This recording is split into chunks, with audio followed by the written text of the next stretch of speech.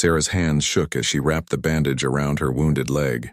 The battlefield was quiet now, but the smell of smoke and gunpowder still filled the air. She had been a combat medic for 2 years, but nothing could have prepared her for this day. The explosion had come out of nowhere. One moment she was treating a wounded soldier, and the next she was thrown against a concrete wall. Her ears were ringing, and blood was dripping from a cut on her forehead. But she was alive, and that meant she had work to do. Sarah looked around at the destroyed building where her medical unit had set up their station. Broken glass covered the floor and medical supplies were scattered everywhere. She could hear groaning from somewhere in the rubble. Someone needed help. She limped toward the sound, ignoring the sharp pain in her leg. Under a pile of concrete and twisted metal, she found him. A young soldier, maybe 22 years old, with dark hair and kind eyes that were now filled with pain. His name tag read Martinez. "Hey there, soldier," Sarah said softly, kneeling beside him. "I'm Sarah. I'm a medic, and I'm going to get you out of here." Martinez tried to speak, but only a weak whisper came out. Can't feel my legs." Sarah's heart sank. She quickly examined him and saw the heavy beam that had fallen across his lower back. The situation was bad, very bad. But she had made a promise to never leave a soldier behind, and she wasn't going to start now. "Listen to me, Martinez," she said, looking directly into his eyes. "I'm not going anywhere. We're going to get through this together."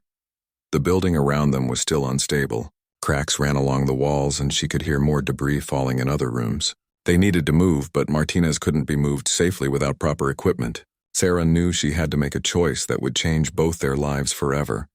She radioed for backup, but the response was crackling and unclear. The communication lines were damaged and help might not come for hours. Martinez was losing blood and his breathing was getting weaker. Sarah made her decision. She would stay with him no matter what happened, even if it meant risking her own life. She started working on Martinez with the few medical supplies she could find in the rubble. Her own injuries were painful, but she pushed through. She had to stop his bleeding and keep him conscious until help arrived. "What's your first name?" she asked while working on his wounds. "David," he whispered. "David Martinez. I'm from Texas." "Well, David from Texas, you're going to make it home. I promise you that." For the next 3 hours, Sarah worked tirelessly to keep David alive. She used pieces of her own uniform to make bandages when her supplies ran out. She talked to him constantly, keeping him awake and fighting. When the ceiling started to crack above them, Sarah made the most dangerous decision of her life. She positioned herself over David, using her own body as a shield to protect him from falling debris. The rescue team finally arrived just as the building was about to collapse completely. They found Sarah unconscious on top of David, her body covered in cuts and bruises from the falling concrete. But David was alive, and that was all that mattered to her. Both were rushed to the military hospital.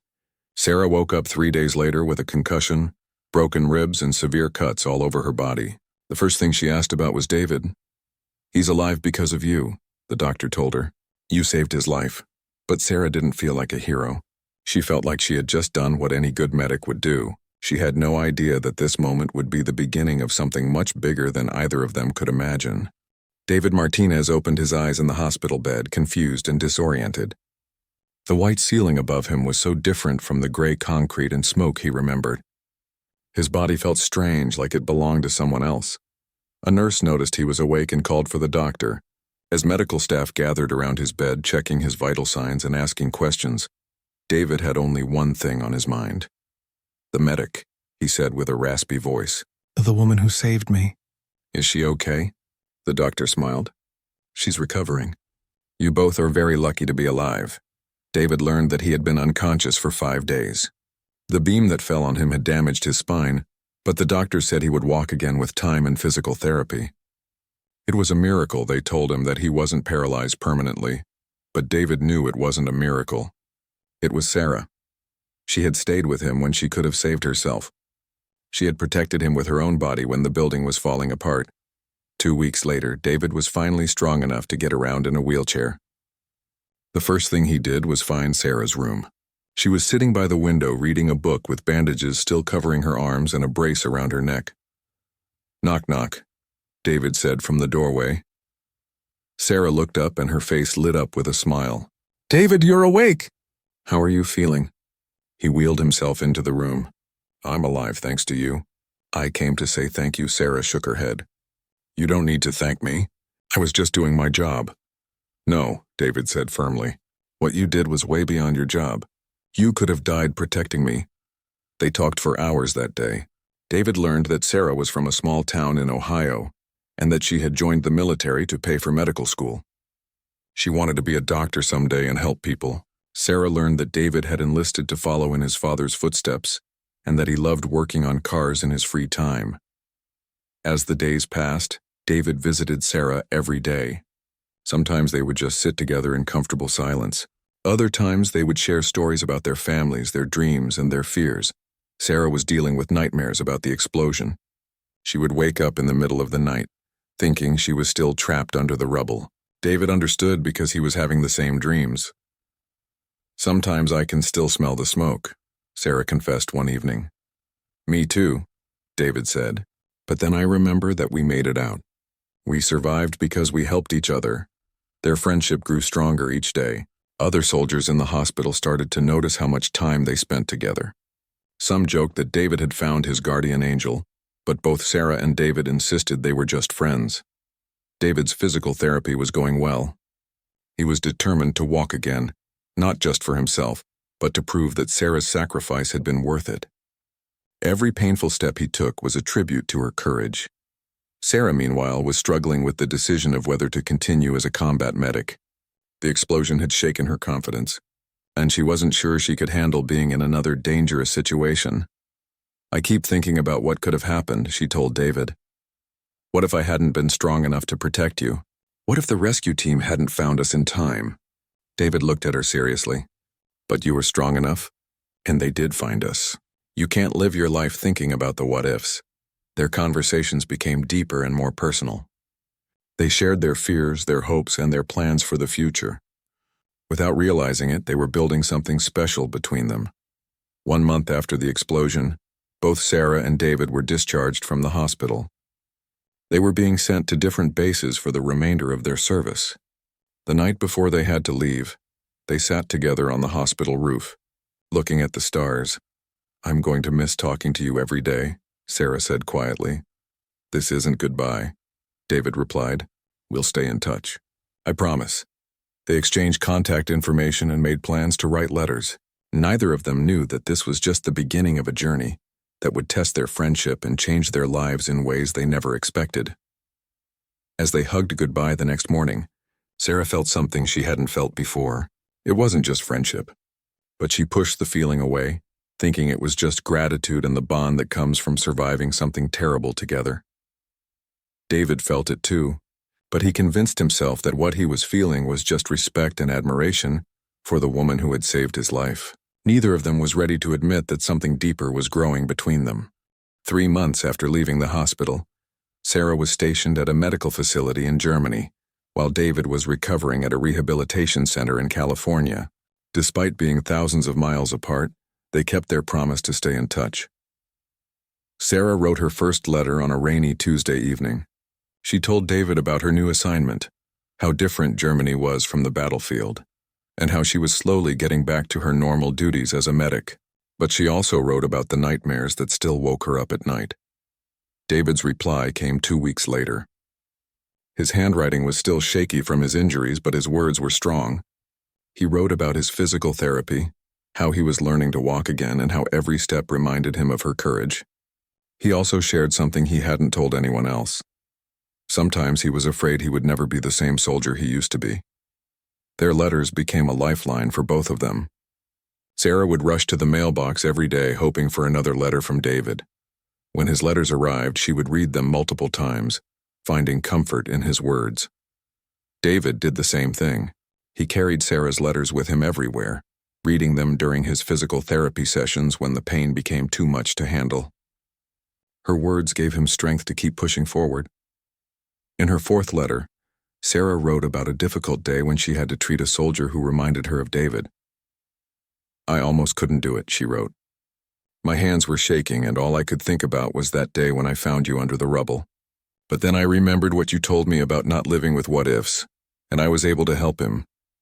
David's response was immediate and heartfelt. "You are the strongest person I know," he wrote. "That soldier's lucky you were there." Just like I was lucky you were there for me." As months passed, their letters became more personal. Sarah wrote about her family back in Ohio, how her mother worried about her and how her father was proud but scared. David shared stories about growing up in Texas, his love for fixing cars, and his dream of opening his own auto shop someday. Sarah found herself looking forward to David's letters more than anything else in her week. When he wrote about his progress in physical therapy, she felt proud. When he shared his fears, she wanted to be there to comfort him. She was starting to realize that her feelings for David were becoming something more than friendship. David was experiencing the same thing. He had never met anyone like Sarah, someone who was brave, kind, and selfless. He started to understand that what he felt for her wasn't just gratitude. It was something deeper, something that scared and excited him at the same time. In his 7th letter, David made a confession. "Sometimes I think about that day in the building, and I'm glad it happened because it brought you into my life. I know that sounds crazy, but I can't imagine my life without knowing you." Sarah's heart raced when she read those words. She sat with the letter for hours, reading it over and over again. Finally, she wrote back with her own confession. "I think about that day too, and I feel the same way. Even though it was the scariest day of my life, it was also the day I met the most important person in my world." But their growing feelings were complicated by the reality of their situation. They were both still in the military, stationed in different countries and dealing with their own recovery from trauma. Sarah was considering whether to stay in the military after her service ended, and David wasn't sure if he would be able to continue as a soldier with his injuries. Their letters became more frequent and more intimate. They wrote about their dreams, their fears, and their hopes for the future.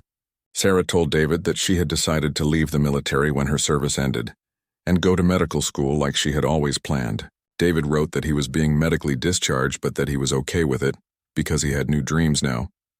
"I want to open that auto shop I told you about," he wrote. "But I also want to do something to help other veterans who are going through what we went through. Maybe I can't be a soldier anymore, but I can still serve in other ways." Sarah admired his positive attitude and his determination to turn his experience into something meaningful. In her next letter, she wrote, "You inspire me every day. I've decided that when I become a doctor, I want to specialize in trauma surgery. I want to help people the way I helped you, but in a hospital where I can save even more lives." As their first year of correspondence came to an end, both Sarah and David knew that their relationship had grown into something special. They had supported each other through the darkest times of their lives, and they had helped each other find new purposes and new dreams. But they also knew that their situation was complicated. They had never been on a real date. They had never held hands or kissed. Their entire relationship existed in letters and the memories of a few weeks in a hospital. David's final letter of the year contained a proposal that would change everything. "Sarah," he wrote, "I know this might sound crazy, but I'm being discharged next month. I have some time before I start my new life. Would you like to meet somewhere? Not as the wounded soldier and the medic who saved him, but just as David and Sarah. Two people who care about each other and want to see what might be possible." Sarah held that letter against her chest and cried, not from sadness, but from happiness and fear and excitement all mixed together. She was ready to find out what was possible, too. Sarah stared at David's letter for 3 days before writing her response. Her hands trembled as she held her pen, trying to find the right words. Meeting David in person felt like both the most natural thing in the world and the scariest thing she could imagine. "Yes," she finally wrote, "I would love to meet you. Not as a medic and a patient, but as Sarah and David. Two people who found something special in the worst of circumstances." They decided to meet in Chicago, a city that was halfway between his location in California and hers in Ohio, where she would be visiting family during her leave. Sarah had 2 weeks of vacation saved up, and David was officially discharged from the military. The weeks leading up to their meeting were filled with nervous excitement. Sarah changed her outfit 5 times before settling on a simple blue dress that brought out her eyes. She practiced what she would say to him, but every rehearsed line sounded fake in her head. David was just as nervous. He had bought new clothes and gotten a haircut. His legs still bothered him sometimes, and he worried that Sarah might see him differently now that they weren't in a medical setting. What if the connection they had felt through letters didn't translate to real life? They agreed to meet at a small cafe near Millennium Park. Sarah arrived 15 minutes early and sat at a corner table, watching the door and checking her phone every few seconds. Her heart was pounding so hard she was sure everyone in the cafe could hear it. David walked through the door at exactly 2 p.m. Even though more than a year had passed since they last saw each other, Sarah recognized him immediately. He was taller than she remembered and healthier looking, but his kind eyes were exactly the same. When David saw Sarah sitting at the table, he felt like he couldn't breathe. She was even more beautiful than he remembered. Her hair was longer now, and she looked peaceful in a way she hadn't in the hospital. But when she smiled at him, it was the same smile that had given him strength during his darkest moments. "Hi," Sarah said, standing up as he approached the table. "Hi," David replied, and for a moment they just looked at each other, both remembering the scared, injured people they had been when they first met. Then Sarah did something that surprised both of them. She hugged him. Not the careful medical hug she might have given a patient, but a real hug between two people who cared about each other. David hugged her back, and in that moment, all his worries disappeared. This was Sarah, his Sarah, the woman who had saved his life and then helped him rebuild it through letters and encouragement. They talked for 4 hours in that cafe, about everything and nothing, about how strange it felt to be out of the military, about their families, about their plans for the future. The conversation flowed as easily as it had in their letters, but better because they could see each other's expressions and hear each other's laughter. "You know," Sarah said, stirring her third cup of coffee, "I was so nervous about meeting you. I kept thinking, what if we don't have anything to talk about in person?" David laughed. "I was thinking the same thing. But this feels right. It feels like we're just continuing a conversation we started a year ago." When the cafe started to close, they realized they had been talking all afternoon. David walked Sarah back to her hotel, and they made plans to spend the next day together. The second day was even better than the first. They visited the Art Institute of Chicago, walked through the park, and talked about art, books, and their dreams. David told Sarah more about his plans to open an auto shop and help other veterans. Sarah shared her excitement about starting medical school and her goal of becoming a trauma surgeon. "I want to help people the way you helped me," she said, as they sat by the lake, watching the sunset. "You already do help people," David replied. "You helped me in ways that had nothing to do with medicine. You gave me hope when I thought my life was over." That evening they had dinner at a small Italian restaurant. The conversation was lighter, filled with stories from their childhoods and funny memories from their letters. But underneath the laughter, both of them were aware that their time together was limited. "David," Sarah said as they shared a piece of chocolate cake, "I need to tell you something. These 2 days with you have been some of the happiest days of my life. But I'm scared." "Scared of what?" David asked gently. "Scared that we're trying to build something on a foundation of trauma and gratitude. Scared that what we think we feel for each other might not be real." David was quiet for a moment, then reached across the table and took her hand. "Sarah, what I feel for you isn't gratitude. Gratitude is what I felt when the doctor told me I would walk again. What I feel for you is something completely different. You make me want to be a better person. You make me excited about the future, and when I think about building a life, I can't imagine it without you in it." Sarah felt tears in her eyes. "I feel the same way. But we live in different states. You're starting a new career and I'm going to medical school. How can we make this work?" "I don't know," David admitted. "But I know that I want to try. We've already proven that we can support each other through the hardest times. Maybe we can figure out how to support each other through the good times too." On their last evening together, they walked along the lake shore. The city lights reflected on the water and everything felt perfect except for the fact that they would have to say goodbye tomorrow. "This isn't ending," David said, stopping and turning to face Sarah. "This is just the beginning of a new chapter. Promise me something," Sarah said. "Promise me that we'll be honest with each other about what we want and what we're feeling. No matter how complicated things get." "I promise," David said. "And I want you to promise me something too. Promise me that you'll follow your dreams of becoming a doctor, even if it means we have to be apart for a while. Your dream of helping people is part of what makes you who you are," Sarah promised, and then they kissed for the first time. It was soft and sweet and full of hope for the future they might build together. As they said goodbye at the airport the next day, both Sarah and David knew that their relationship was about to face its biggest test. They would be separated again, but this time by choice and circumstances rather than military orders. But they also knew something else. What they had found together was worth fighting for. The long-distance relationship was harder than either Sarah or David had imagined. Sarah started medical school at Ohio State University, diving into a demanding schedule of classes, labs, and study sessions that often lasted until midnight.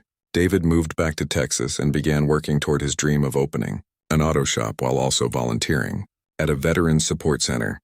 Their phone calls became precious moments stolen between Sarah's study sessions and David's work schedule. Sometimes they would fall asleep on the phone together, finding comfort in hearing each other breathe across the miles.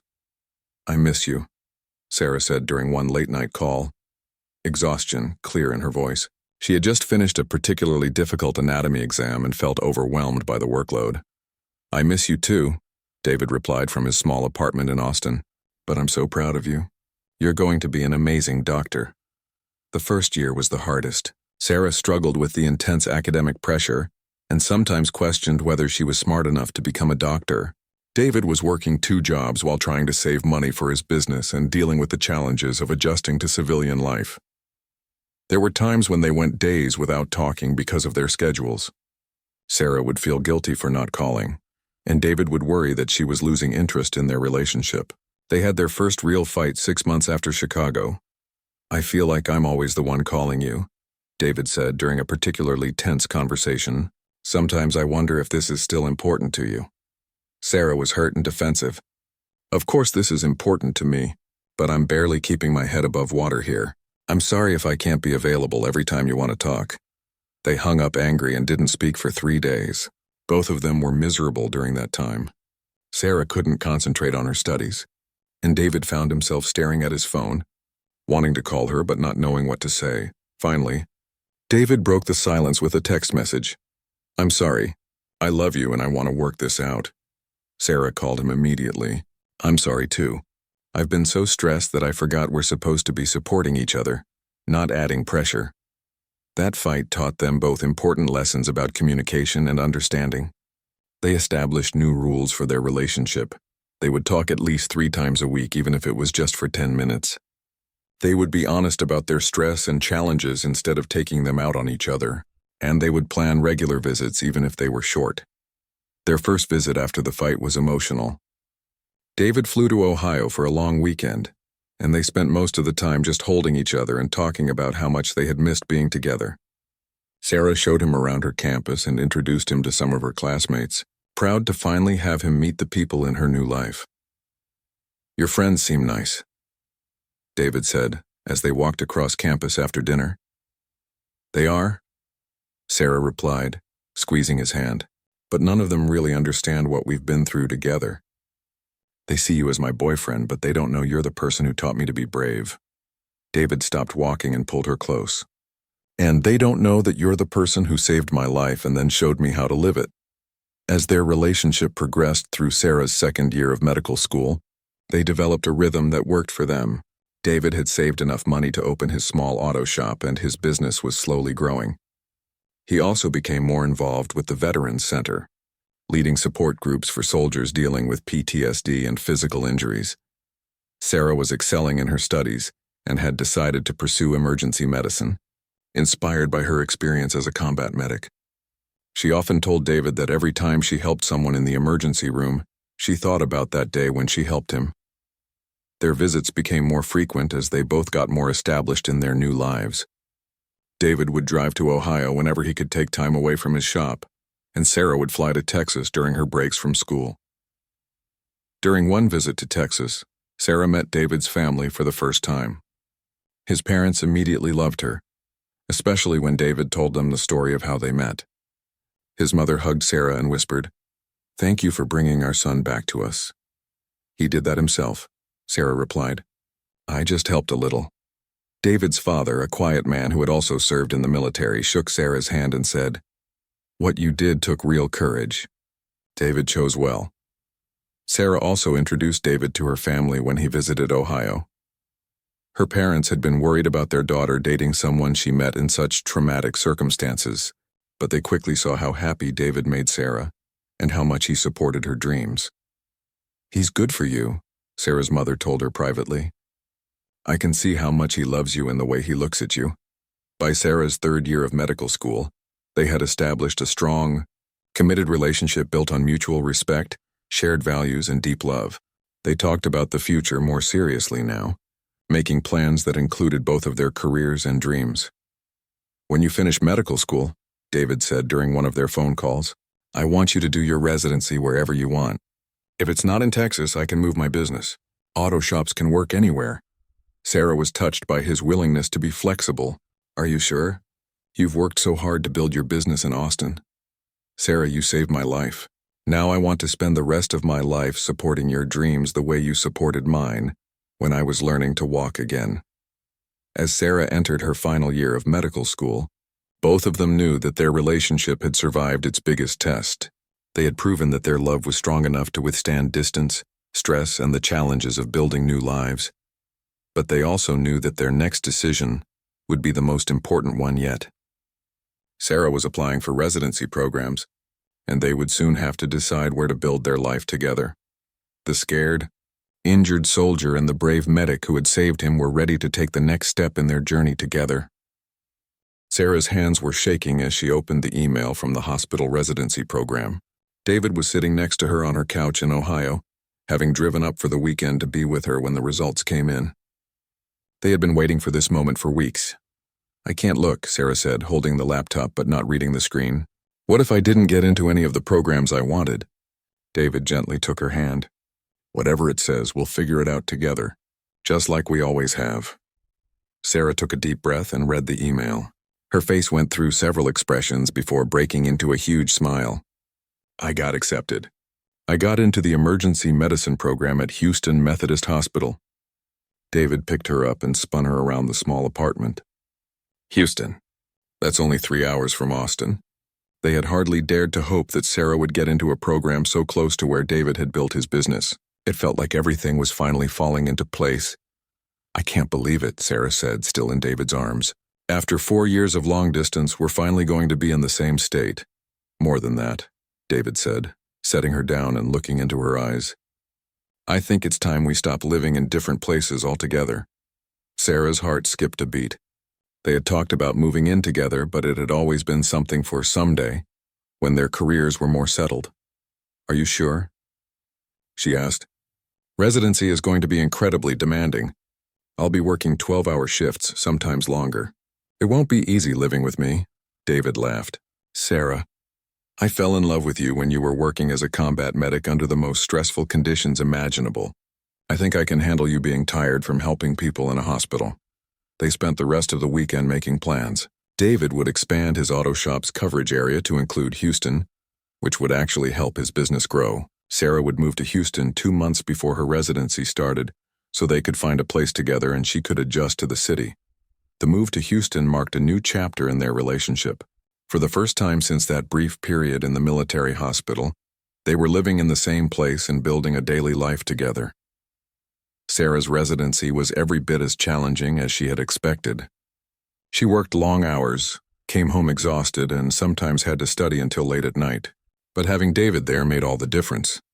He would have dinner ready when she came home from particularly long shifts, and he learned to make her favorite coffee exactly the way she liked it, for early morning rotations. David's business was thriving in Houston. He had hired 2 employees and was thinking about opening a second location. His work with veterans had also expanded, and he was now running support groups in both Austin and Houston. "I love watching you with those guys," Sarah told him one evening after attending one of his support group meetings. "You have a gift for helping people heal." "I learned from the best," David replied, pulling her close. "You taught me that sometimes the most important thing you can do is just stay with someone when they're at their worst." As Sarah progressed through her first year of residency, their relationship deepened in ways they hadn't expected. Living together through the stress of her medical training showed them how well they worked as a team. When Sarah was overwhelmed, David knew exactly how to support her without being pushy. When David had difficult days at the Veterans Center, Sarah knew how to listen and offer comfort. They had their challenges, of course. Sarah's schedule was unpredictable, and sometimes she would be called in for emergency shifts just as they had made plans. David's business required him to travel between Houston and Austin frequently, leaving Sarah alone during some of her most stressful times. But they had learned how to communicate through difficulties, and they always found their way back to each other. One evening, about 18 months after moving to Houston, David came home from work with a strange expression on his face. Sarah was studying at the kitchen table, still in her scrubs from a long day in the emergency room. "How was your day?" she asked without looking up from her medical textbook. "Interesting," David said, sitting down across from her. "Sarah, can you put the book down for a minute? I need to talk to you about something." The serious tone in his voice made Sarah look up immediately. "Is everything okay? Did something happen at work?" David reached across the table and took her hands. "Everything is more than okay, but I need to ask you something important." Sarah's heart started beating faster. David looked nervous in a way she hadn't seen since their first meeting in Chicago. "Sarah," David began, his voice soft but steady. "5 years ago, you saved my life. But what I didn't realize then was that you weren't just saving my life for that moment. You were saving my life for all the moments that would come after." Sarah felt tears starting to form in her eyes, but she didn't say anything. David continued, "You've been my partner through everything. You've supported my dreams, you've helped me become a better man, and you've shown me what real love looks like. I can't imagine my life without you in it." David got up from his chair and knelt down beside Sarah's chair. From his pocket, he pulled out a small velvet box. "Sarah, will you marry me?" Sarah looked at the ring, a simple, beautiful diamond that sparkled in the kitchen light, and then at David's face. She saw the same kind eyes that had looked at her with trust and hope when she found him under the rubble all those years ago. "Yes," she whispered. Then louder, "Yes, of course, yes." David slipped the ring onto her finger and Sarah threw her arms around him. They held each other in their kitchen, crying happy tears and laughing at the same time. "I love you," Sarah said into David's shoulder. "I loved you before I knew what love was." "I love you too," David replied. "My guardian angel, my best friend, my everything." As they planned their wedding, Sarah and David reflected on the incredible journey that had brought them to this moment. From two strangers who met in the worst of circumstances, to two people ready to commit their lives to each other, they had proven that sometimes the most beautiful love stories begin in the most unexpected ways. Their love had survived war, distance, career changes, and all the challenges of building adult lives. Now they were ready to face whatever came next, together. The wedding planning brought both families together in ways that surprised everyone. Sarah's parents traveled from Ohio to meet David's family in Texas, and the two families bonded immediately over their shared love for Sarah and David, and their admiration for the couple's journey. "I've never seen Sarah as happy as she is with David," Sarah's mother told David's parents during the engagement party. "He brings out a confidence in her that I haven't seen since she was a little girl." David's father, who rarely spoke about emotions, pulled Sarah aside during the same party. "That boy of mine has been through hell," he said quietly. "But you helped him find his way back.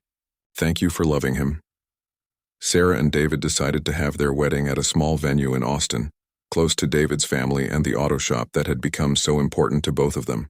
They wanted something intimate, surrounded by the people who had supported them through their journey. The guest list included their families, close friends from medical school and David's business, and several veterans from David's support groups. Sarah also invited some of her fellow residents and attending physicians who had become like family during her demanding training. As the wedding day approached, Sarah found herself thinking often about how different her life might have been if that explosion had never happened, or if she had made different choices that day. But she couldn't imagine any other path that would have led her to this happiness.